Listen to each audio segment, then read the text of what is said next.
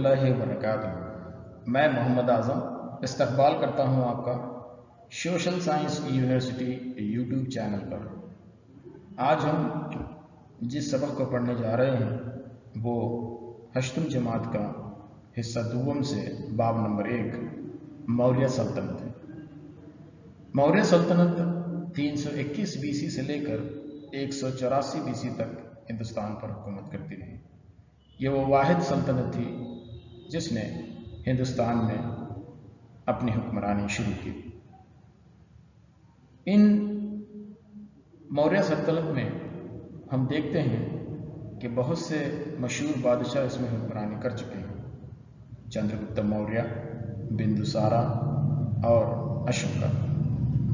آئیے تفصیلی طور پر ان بادشاہوں کے بارے میں اور ان کی خدمات کے بارے میں دیکھتے ہیں۔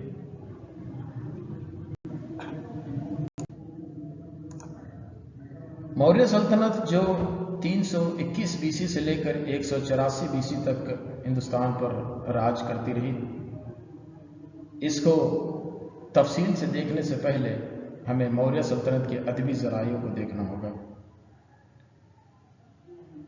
موریہ سلطنت کے ادبی ذرائع میں سب سے اہم ادبی ذرائع جو ہمیں دستیاب ہوئے ہیں وہ میگستنیز کی انڈیکا ہے۔ تصویر میں آپ دیکھ رہے ہیں میگستنیز ایک یونانی سفیر آپ کو نظر آ رہا ہے۔ میگستنیز نے مشہور کتاب لکھی جس کا نام تھا انڈیکا، جو کہ یونانی سفیر تھا اور چندرگپت موریہ کے دور میں یہ ہندوستان آیا تھا۔ میگستنیز نے اپنی کتاب میں چندرگپتا کی کامیابیوں کا ذکر کیا ہے۔ انڈیکا یونانی زبان میں لکھی گئی ایک مشہور تصنیف ہے۔ یہ کتاب پوری طرح سے دستیاب نہیں ہے، اس کے کچھ حصے ہمیں ملے ہیں اور انہی کچھ حصوں پر ہم یہ جانتے ہیں یا ہم یہ سمجھتے ہیں کہ میگستنیز جب ہندوستان آیا تھا تو یہاں کے اس دور کے حالات کو اپنی کتاب انڈیکا کے اندر درج کیا ہے۔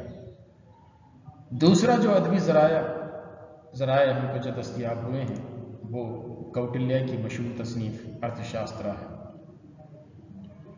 کوٹلیہ، جس کو چانکیہ بھی کہا جاتا ہے، وہ چندرگپت موریہ کا وزیر بھی تھا۔ اس نے ارتھ شاسترا نامی ایک کتاب لکھی۔ یہ کتاب 15 حصوں پر مشتمل ہے جس کو سنسکرت زبان میں لکھا گیا ہے۔ اس کتاب میں کوٹلیہ نے چندرگپتا کی انتظامیہ، بادشاہ کی ذمہ داریاں، خارجہ پالیسی، مالی انتظامیہ وغیرہ کا ذکر کیا ہے، جو کہ ہمیں ارتھ شاسترا کے اندر تفصیلی طور پر ملتے ہیں۔ بڑھتے ہیں اگلے نکات کی طرف، جہاں پر ہم موریہ سلطنت کے مشہور بادشاہوں کے بارے میں ایک ایک کر دیکھیں گے، جس میں سب سے اول نمبر پر نام آتا ہے چندرگپت موریہ کا۔ چندرگپت موریہ 321 BC سے لے کر 297 BC تک مگدھ پر حکمرانی کرتا رہا۔ یہ موریہ سلطنت کا بانی ہے۔ چندرگپت موریہ نے 321 قبل مسیح یا BC میں نندا سلطنت کا خاتمہ کرتے ہوئے مگدھ پر قبضہ کیا تھا۔ چندرگپت موریہ کو موریہ سلطنت کا بانی کہا جاتا ہے۔ چندرگپت موریہ نے سیلوکس نکیٹر کی بیٹی کے ساتھ شادی کی۔ اس کے علاوہ سیلوکس نکیٹر نے یونان کا ایک سفیر ہندوستان بھیجا جس کا نام میگستنیز تھا، جس نے ایک مشہور کتاب انڈیکا لکھی۔ چندرگپت موریہ دکن میں اپنے ماننے والوں کے ساتھ جنوب میں کرناٹک کے شرون بیلگولا پہنچے اور یہیں پر انہوں نے جین مذہب کی اشاعت کی۔ چندرگپت موریہ جب مگدھ چھوڑ کر جنوب کی طرف آئے تو انہوں نے بندوسارا کو مگدھ کا راجا بنایا تھا اور یہیں پر جہاں پر وہ جین مذہب کی اشاعت کے دوران وہیں پر ان کی موت ہو جاتی ہے۔ چندرگپتا کی موت کے بعد جب ان کا بیٹا گدی پر بیٹھتا ہے 297 BC سے 272 BC تک بندوسارا مگدھ کا راجا بنتا ہے۔ چندرگپت موریہ جب مگدھ چھوڑ کر جنوب کی طرف آئے تو انہوں نے بندوسارا کو مگدھ کا راجا بنایا تھا तस्वीर में आप बिंदुसारा को देख सकते हैं। बिंदुसारा अपने वालिद की तरह बहुत ही ताकतवर और बहादुर राजा था। बिंदुसारा ने अपने दौर हुकूमत में मौर्य सल्तनत को जुनूब में मैसूर तक फैलाया था। आइए तस्वीरों के जरिए कुछ मौर्य सल्तनत के बादशाहों को देखते हैं। बिंदुसारा की मौत के बाद 268 में अशोका गद्दी के ऊपर बैठता है। 268 बीसी से लेकर 232 बीसी तक अशोका हुक्मरानी करता है। जहां पर आप तस्वीर में देख रहे हैं, चंद्रगुप्त मौर्य 321 बीसी से लेकर 297 बीसी तक हुक्मरानी करता है। इसकी मौत के बाद इसका बेटा बिंदुसारा मगध का राजा बनता है। 297 बीसी से लेकर 272 बीसी तक। 272 बीसी में जैसे ही बिंदुसारा की मौत हो जाती है तो वहां पर ताजपोशी के लिए बिंदुसारा के बेटों में आपसी लड़ाई छिड़ जाती है। कहा यह जाता है कि अशोका ने अपने 99 भाइयों का कत्ल करके मगध का राजा बना। 268 बीसी से लेकर 232 बीसी तक ये हुक्मरानी करता रहा।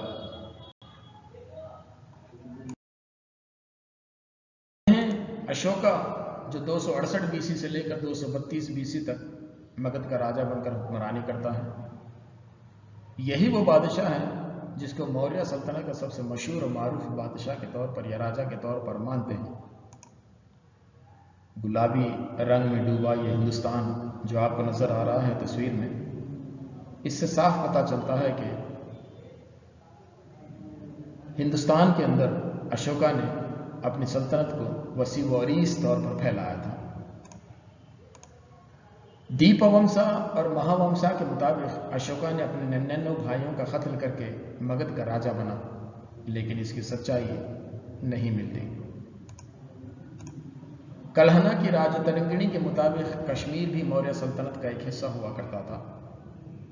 इससे पता चलता है कि मौर्य सल्तनत ऊपर कश्मीर से लेकर नीचे मैसूर के हिस्से तक फैली हुई थी। इसके साथ साथ अशोका ने अपने दौर हुकूमत में एक वाहिद जंग लड़ी जिसको हम कलिंगा की जंग कहते हैं, जो 260 क़ब्ल मसीह में लड़ी गई थी। इस कलिंगा की जंग में लाखों लोगों की मौत का जिम्मेदार खुद को मानकर आइंदा कोई भी जंग ना करने या ना लड़ने का फैसला करते हुए बुद्ध मजहब को अपनाया था। अशोका ने बुद्ध मजहब की तबलीग के लिए धर्म महामंत्रा नामी ऑफिसर्स का तखर्रुज किया करता था जो बुद्ध मजहब की तबलीग किया करते थे। आइए अब जानते हैं कलिंगा की उस जंग को जो अशोका की जिंदगी की पहली और आखिरी जंग मानी जाती है। 260 बीसी में लड़ी गई कलिंगा की जंग 260 क़ब्ल मसीह में लड़ी गई। अशोका की ताजपोशी के 8 साल बाद इस जंग का ऐलान किया गया और इस जंग में अशोका को जीत हासिल हुई, लेकिन इस जंग में 1 लाख लोगों की मौत हो गई और 1.5 लाख से ज्यादा कैदियों को हिरासत में ले लिया गया। इस बड़े सदमे से अशोका ने अपने आप को झिझोड़ कर रख दिया और फैसला किया कि ये जिंदगी की आखिरी जंग होगी। इसके बाद बुद्ध मजहब को अपनाया। मौर्य सल्तनत के बारे में एक और चीज भी जानना बहुत जरूरी है, वो है अशोका के कुतबात, या जिसको अशोका इंस्क्रिप्शंस भी कहा जाता है। मौर्य सल्तनत के दौर को कुतबात का दौर भी कहा जाता है क्योंकि अशोका के दौर में लातेदाद कुतबात को नक्श किया गया है। तस्वीर में आप देख रहे हैं हिंदुस्तान के अलावा अफगानिस्तान और पाकिस्तान में भी अशोका के कुतबे दस्तयाब हुए हैं। आइए इन कुतबात को देखते हैं। अशोका ने अपने सारे अहकामात को कुतबे की शक्ल में सुतूनों पर खुदवाया। इनके मशहूर अहकामात के सुतून हमें 10 जगह पर मिलते हैं। कंधार अफगानिस्तान में है, यहाँ पर एक अशोका का कुतबा दस्तयाब हुआ है। मनसेरा पाकिस्तान में, शहबाजगढ़ी पाकिस्तान में, गिरनार गुजरात में, सुपारा महाराष्ट्र में, इसके अलावा सन्नती कर्नाटका में, येरागुड़ी आंध्र प्रदेश में, जोगौड़ा उड़ीसा में, इसके अलावा धौली उड़ीसा में, इसके अलावा खालसी उत्तराखंड में। ये वो कुतबात हैं जिस पर अशोका ने बड़े पैमाने पर یہ سارے احکامات ان کتبوں کی شکل میں ستونوں پر کتبایا تھا۔ یہ بھی جاننا ضروری ہے کہ جہاں پر بڑے پیمانے پر کتبات کو نقوش کیا گیا تھا، اس کے علاوہ بھی کچھ چھوٹے یا معمولی پیمانے کے کتبے بھی ہم کو ملے ہیں۔ نقشے میں آپ دیکھ رہے ہوں گے کچھ جگہ پر نشاندہی کی گئی ہے جہاں پر خاص طور پر مسکی کا علاقہ، سدھاپور کا علاقہ اور بہاپور کا علاقہ اوپر شمال میں یہ ہم کو نظر آ رہے ہیں۔ تو جو اشوکا کے معمولی یا چھوٹے پیمانے کے احکامات والے ستون زیادہ تر ہمیں کرناٹکا میں دیکھے گئے ہیں، جو یوں ہیں: سب سے پہلے مسکی، اس کے بعد نٹور، اس کے بعد جتنگ رامیشورا، اس کے علاوہ سدھاپورا۔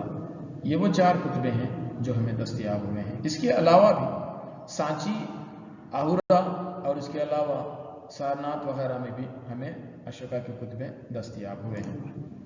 ان تمام میں مسکی سب سے اہم ہے۔ مسکی رائچور ضلع کے لنگزگور تعلقے میں موجود ہے۔ چلیے مزید آگے بڑھتے ہیں، دیکھتے ہیں موریہ سلطنت کا انتظامیہ کس طرح سے ہوا کرتا تھا۔ موریان ایڈمنسٹریشن۔ مگدھ کا پاٹلی پترا موریہ سلطنت کا صدر مقام ہوا کرتا تھا۔ انتظامیہ میں راجا کی مدد کرنے کے لیے منتری پریشد ہوا کرتی تھی۔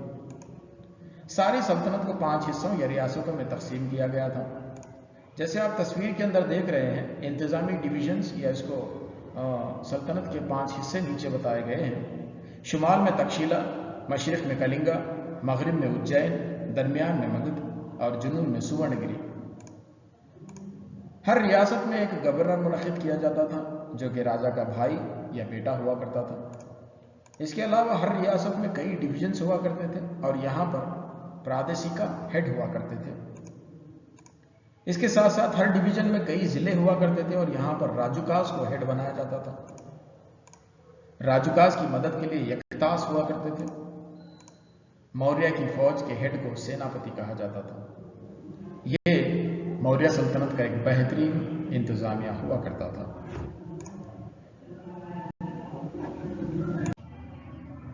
اس طرح کے مزید ویڈیو اور اینیمیٹڈ ویڈیو دیکھنے کے لیے آپ social science university YouTube channel کو سبسکرائب کیجیے۔